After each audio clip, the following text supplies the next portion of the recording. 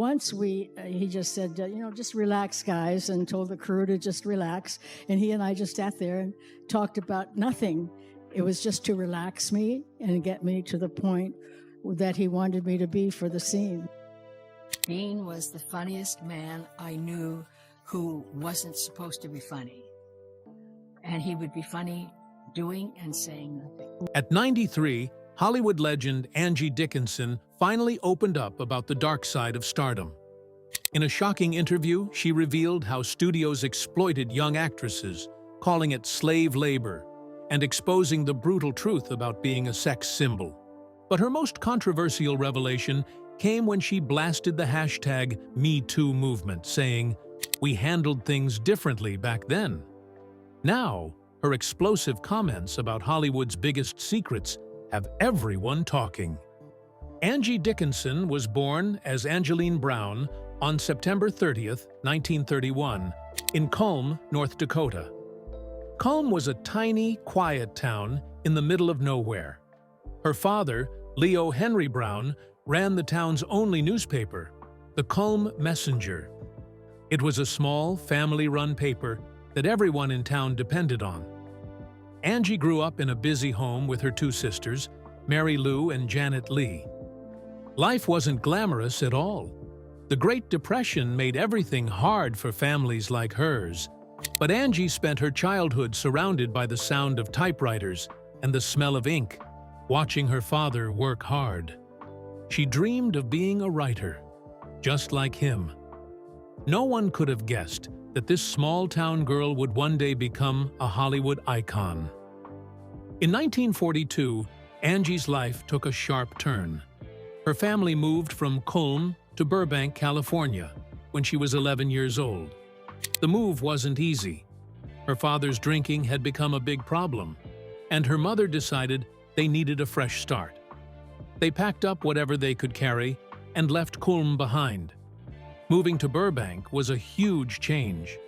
Culm was quiet and simple, but Burbank was full of energy, especially during World War II. Factories were busy building airplanes for the war, and the streets were bustling. The family settled into a small house near Warner Brothers. Angie started school at Bellarmine Jefferson High, a local Catholic school. She was smart and loved writing. In 1946, when she was just 15, she entered an essay contest about the Bill of Rights. To everyone's surprise, she won. It wasn't just a school contest, it was a national competition. Her essay stood out, and she won $1,000, a lot of money back then. This big win gave her confidence and made her dream of being a writer seem possible. Her victory even made it into the local newspaper. Angie's younger sister Janet would later win the same contest, making their family proud once again. By the time Angie reached her 20s, her life took another unexpected turn. In 1953, at 21, she decided to enter a beauty pageant in Burbank. It wasn't something she planned. She signed up just a day before the deadline.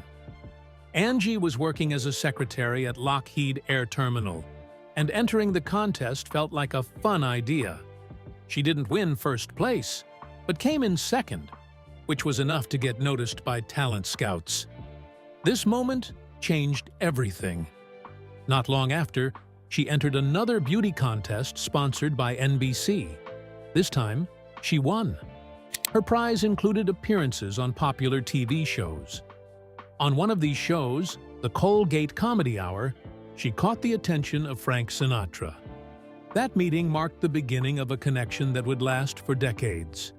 Angie Dickinson's acting journey started in 1954 when she got her first role on a TV show called Death Valley Days. She played a young woman named Sarah Farrell in an episode called The Girl Who Had Everything.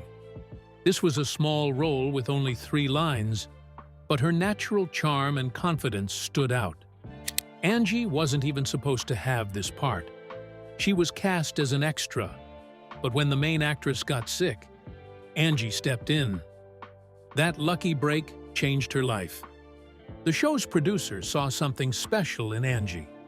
She later said Angie had the it factor, a kind of magic that made people notice her.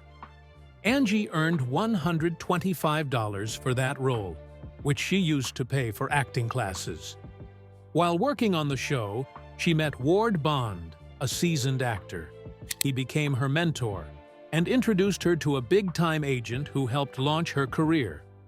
After this, Angie started appearing in many TV shows.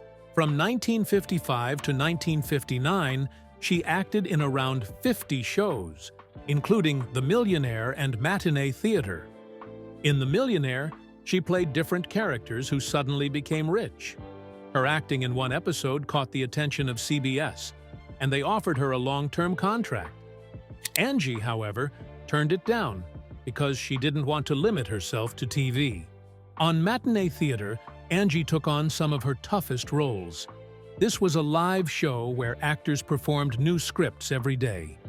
It was like acting boot camp, and Angie said it taught her more than any acting class ever could.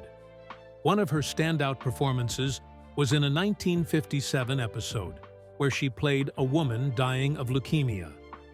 Angie's big breakthrough came in 1959 when she starred in Rio Bravo, a Western film.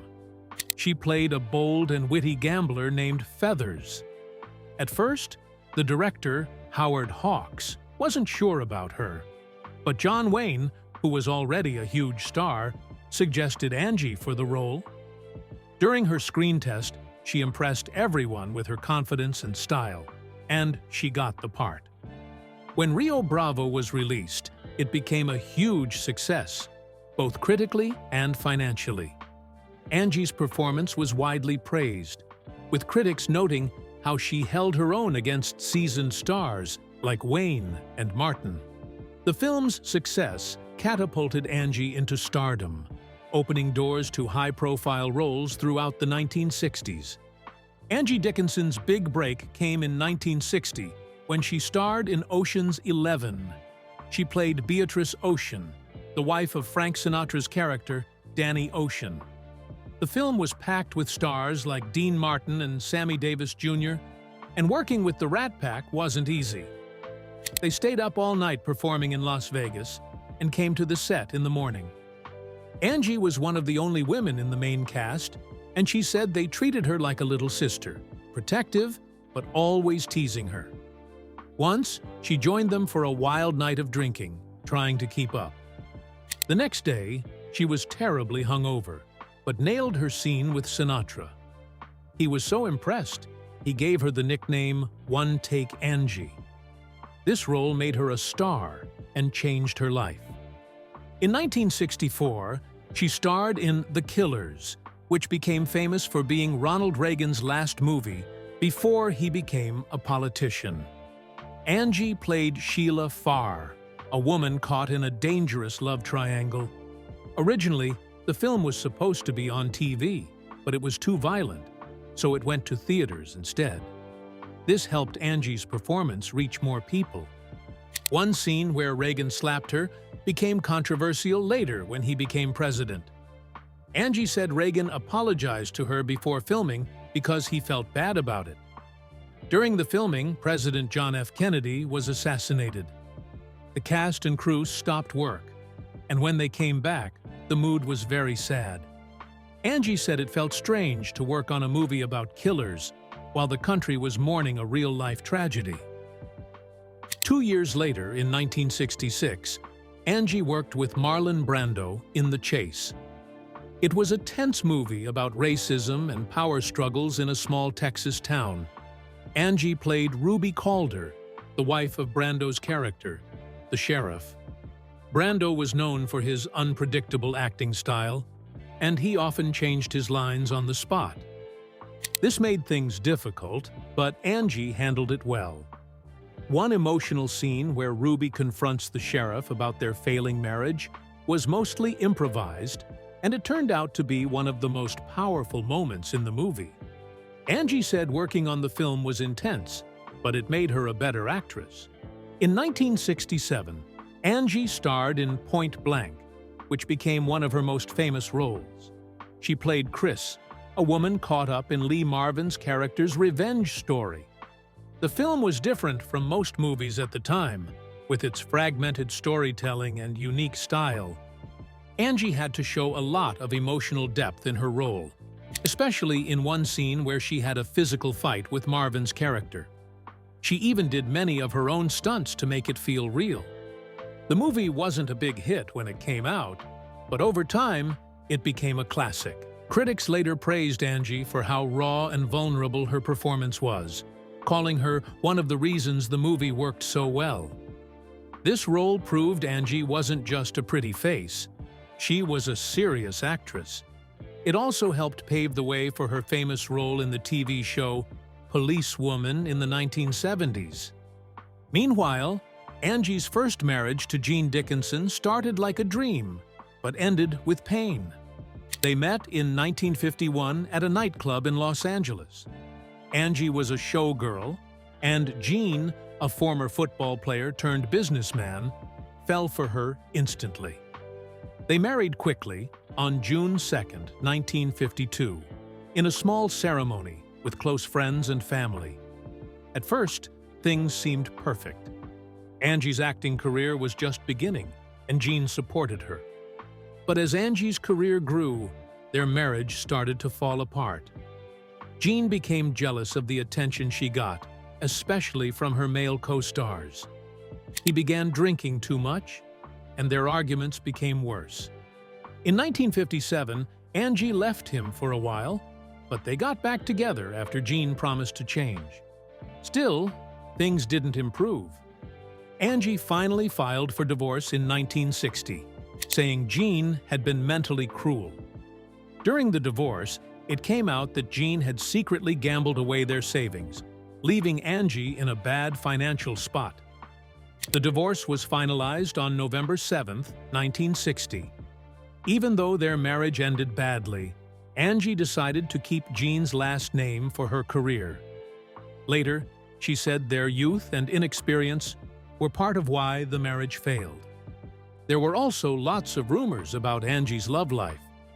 People said she had secret romances with Frank Sinatra and John F. Kennedy. But Angie always denied these stories. She met Sinatra in 1954 on the set of the Colgate Comedy Hour. They had great chemistry, and people started talking. Even though Angie was still married to Gene at the time, she was often seen with Sinatra at parties. The gossip got louder in 1960 when they worked together on Ocean's 11. People on set said they seemed very close, sharing private jokes and spending time together. The rumors about John F. Kennedy were even bigger. The story was that they met at a party in 1960, just before Kennedy became president, and had a short, passionate affair. One wild rumor claimed Secret Service agents caught them together at the White House in 1962. These stories resurfaced in 1975 when a former Kennedy aide wrote a book about the president's many affairs. Angie's name wasn't mentioned, but people assumed she was involved. Later, it was revealed that the FBI had even interviewed her in 1963 about her connection to Kennedy, though no one knows what was said. Angie always denied the rumors, saying, "I never had an affair with Kennedy. No married man would ever have an affair with me." She did admit she admired both Kennedy and Sinatra, calling them charming and magnetic. In 1965, Angie married Bert Bacharach, a famous composer. They met the year before at a concert where Bert was performing. Despite their age difference, Bert was 12 years older, they fell in love quickly. They got married on May 15, 1965, at a glamorous wedding in Beverly Hills. Many Hollywood stars came, including Frank Sinatra, Dean Martin, and Sammy Davis Jr. Their marriage started off wonderfully. Bert wrote some of his best songs during this time, like "What the World Needs Now Is Love." Angie's acting career was also thriving, with roles in movies like The Chase and Point Blank. They became one of Hollywood's golden couples, known for their elegant parties and exciting lifestyle. Angie Dickinson's big moment came in 1974 when she appeared in an episode of Police Story called The Gamble. She played Lisa Beaumont, an undercover cop working to stop an illegal gambling operation. Angie showed how she could be both tough and vulnerable, and people loved her performance. The reaction was so strong that, just one day after the episode aired, NBC offered her the lead role in her own show. This kind of opportunity was rare and showed how much they believed in her. The new show was called Policewoman, and it started just a few months later in September 1974. In Policewoman, Angie played Suzanne Pepper Anderson, an undercover cop in Los Angeles. She worked on dangerous cases, from stopping big crimes to helping victims. The show didn't shy away from serious topics. One episode even talked about spousal abuse, something rarely shown on TV back then. Angie's character wasn't just entertaining, she inspired real change. Many women started applying to be police officers because they saw her on TV. This became known as the Pepper Effect. Even President Gerald Ford loved the show so much that he once moved a press conference so he wouldn't miss an episode. The show ran from 1974 to 1978 and was a big success. It paved the way for other female-led crime shows like Charlie's Angels and Cagney and Lacey. It proved that a woman could lead a serious drama and be just as strong and interesting as any male character. Angie became a trailblazer for women in TV. Her acting in Policewoman earned her awards and respect. She won a Golden Globe in 1975 and was nominated for an Emmy 3 years in a row. People loved how real and strong she made her character. Years later, in 1987, the Los Angeles Police Department gave her an honorary doctorate. Angie joked, "Now you can call me Dr. Pepper," a fun nod to her role. Angie Dickinson's later career showed her boldness and talent. In 1974, when she was 43, she surprised everyone by starring in Big Bad Mama. She played Wilma McClatchy, a widow during the Great Depression who turns to crime to survive. This role was shocking because Angie did several nude scenes, something very unusual for a well-known actress her age. People were amazed by her bravery, and the movie became a big success, making over $10 million. Audiences loved how her character could be tough and criminal, yet still loving and protective toward her daughters. Angie's fearless performance gave the film a lasting impact. It was so popular that in 1987, at 56 years old, she returned for a sequel, Big Bad Mama 2. This proved she was still a powerful actress who wasn't afraid to break the rules in Hollywood. In 1980, Angie took on another daring role in Dressed to Kill, directed by Brian De Palma. She played Kate Miller, a housewife whose secret fling leads to dangerous events. The movie became a hit, making $31 million, and Angie won a Saturn Award for her performance. The opening scene, where she's shown in a steamy shower, caused a lot of buzz. But what shocked audiences the most was her character's sudden death in an elevator only 35 minutes into the movie. This moment was brutal and intense, sparking debates about violence in films. Angie, who was 49 at the time, showed incredible range, taking on a role that was both bold and complex. This performance proved she could still command attention and take risks. In 1993, at 62, Angie played a very different role in the TV miniseries Wild Palms, produced by Oliver Stone. The show was set in a futuristic Los Angeles filled with virtual reality and political conspiracies. Angie played Josie Ito, a mysterious and powerful woman. The series was ambitious and had a big cast, but its strange and complicated story confused some viewers. Despite that, Angie's performance stood out. She proved she could still tackle challenging roles in unique projects. Over time, Wild Palms became a cult favorite, and her work in it was remembered as one of the highlights. Even as she got older, Angie kept taking on interesting roles.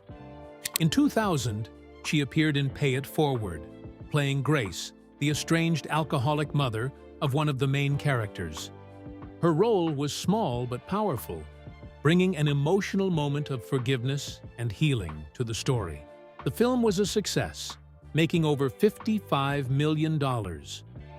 A year later, she was in the indie movie Big Bad Love, playing Mrs. Barlow, the mother of the main character.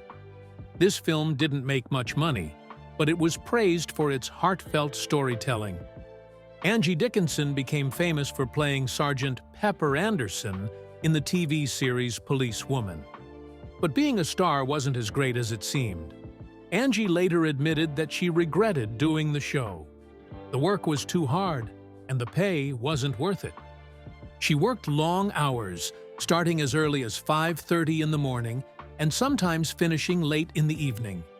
She did this 5 days a week for months to film 21 episodes each season.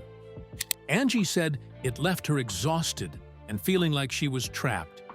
She even called the work slave labor. What made it worse was that even though the show was very popular and even hit #1 in many countries, Angie didn't make much money from it.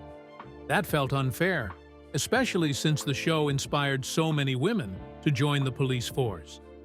On top of all that, she missed out on big roles in movies during those 4 years. She was 43 when the show started, and she felt like it stole some of the best years of her career. Angie also had to deal with being seen as a sex symbol, and that wasn't easy.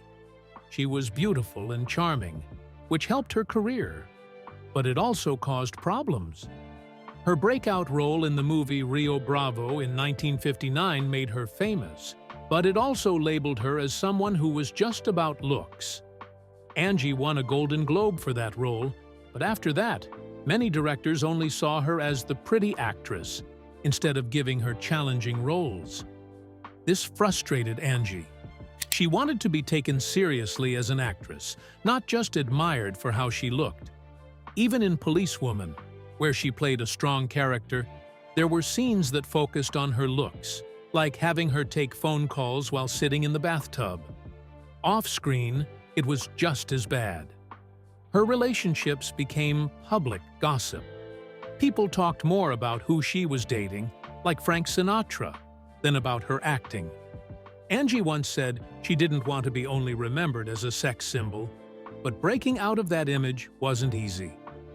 Meanwhile, Angie Dickinson's marriage to Bert Bacharach lasted 16 years, but it had problems from the start. On their wedding day, the ceremony was delayed for hours while they waited for two friends to arrive. This caused tension between them, even before they said, "I do." That rocky beginning set the tone for their relationship. As time went on, infidelity became a major issue. Angie first learned about Bert's affair from a newspaper. When she asked him, he denied it. But she knew the truth. Even though he cheated, Angie stayed with him. She later explained, "I didn't leave because I blocked it out. I didn't actually catch him, so I tried not to think about it." Their marriage became even harder because of their daughter Nikki's health problems and Bert's busy career. In 1976, they separated after 11 years together. But the story didn't end there. In 1977, news came out that they had reconciled. For a little while, it seemed they might get back together. Sadly, their problems were too big to fix. Angie filed for divorce in 1980, and it was finalized in 1981. Just months later, in 1982, Bert married Carol Bayer Sager. Angie and Bert's daughter, Nikki, had a tough life from the very beginning. She was born early on July 12, 1966, and spent 3 months in an incubator. Angie believed this early separation affected Nikki's ability to connect with people. Nikki had trouble developing normally. She didn't start speaking until she was 3 years old, which worried her parents. But Nikki was also incredibly talented. At just 4 years old, she could play the piano beautifully. She made up her own songs and rhythms like a natural musician. As Nikki grew older, more challenges appeared. She had a vision problem called strabismus, which made her eyesight poor and affected her ability to live normally. She loved geology and studied it in college, but her eyesight kept her from pursuing it further. For 27 years, Nikki lived without a proper diagnosis. Then, in 2000, Angie read about Asperger's syndrome in a magazine. The description matched Nikki perfectly. Finally, they understood why Nikki struggled so much. On January 4th, 2007, Nikki took her own life at age 40. She had talked about it before and read books on the subject, but her parents didn't believe she would go through with it. Nikki used a plastic bag and helium to take her life in her apartment. Angie and Bert released a statement saying, "She peacefully committed suicide to escape the struggles brought on by Asperger's." They described her as someone who loved nature, science, sunsets, and kittens. Angie remembered their last Christmas Eve together. Nikki sang loudly in church, full of joy. Angie thought she was free and at peace because she knew where she was going. Nikki's death left a deep mark on her parents. Bert canceled his performances for months and later wrote a memoir to honor her. Angie continued to honor Nikki's memory every single day, showing strength even through her grief. Moreover, Angie Dickinson's thoughts on modern Hollywood and the #MeToo movement have caused quite a stir. In an interview with Vanity Fair on March 15, 2023, she spoke openly and didn't hold back. "Hollywood today is unrecognizable from the one I knew," she said. "The magic is gone, replaced by an obsession with political correctness that stifles creativity." Her comments have reignited conversations about safety, creativity, and how much Hollywood has changed. Dickinson believes the industry has lost something important in its push for reform. Her most controversial comments were about the #MeToo movement.